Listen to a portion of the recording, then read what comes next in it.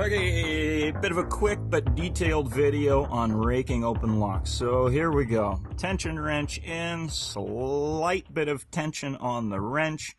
Rake goes to the back of the lock, and it's open. So, a few more details of what we're doing there. First off, master lock number 3, the reason for using it. Everybody's got one of these. If you don't, knock on your neighbor's door. He's got one. If they don't, Home Depot, you'll get one of these things. Tension wrench I'm using. All the sets come with 3 different widths of tension wrenches. In this case, I'm using the widest because it gives me the best control over the cylinder. When I'm applying tension, what I'm doing is I've got my thumb obviously underneath, and it's the index finger that goes over and applies tension onto the tension wrench.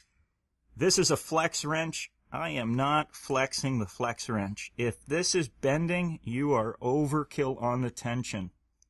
To give you an idea, the pad on my index finger, if you look at it, it is just being pushed into the tension wrench. That's it. If your finger is turning white from tension, you are overkill. Go easy. If you have improper tension, it's not going to work. The other is how I hook up into the back of the lock with the pick. The final pin, our last pin in the lock, sits in the valley between these 2 peaks here. You'll actually go to the back of the lock. You'll feel that at the back of the lock after the pins there's a bit of a gap.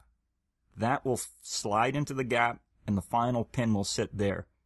I am also on a slight angle down from the lock. It's not coming out straight. I find that if I'm on a slight angle down when I'm pulling out the pick, works better for me. So here we are.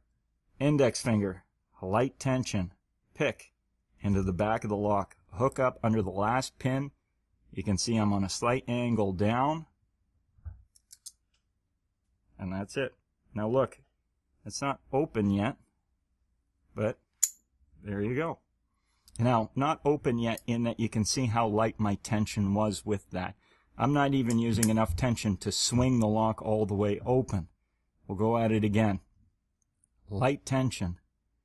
Pick to the back of the lock. Hook up. It's on a slight angle down. I can actually feel it, the springs slightly pushing against the pick. And if we look at the lock cylinder, you can see I have the pick, the bottom actually resting on the bottom of the cylinder there. I'll try and get close so we can all see how it's sitting. Here we go again.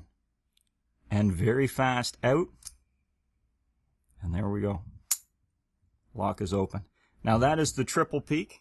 The same method for using the twin peak. We're going to get that final pin to rest in that little valley there. So we'll do it one more time. Again, proper tension control. Generally what happens is if you are getting frustrated with this, you start putting on more and more tension when the reality was you should have been putting on light tension. So that was the triple. Here's the twin. Good speed out. And it's open. Now if it is a narrower keyway, you can use what is the worm. Let me ignore this phone call. And the worm will also work, but it's a narrow keyway in that you don't actually have the height here to pick it open. And that is a master lock number 3.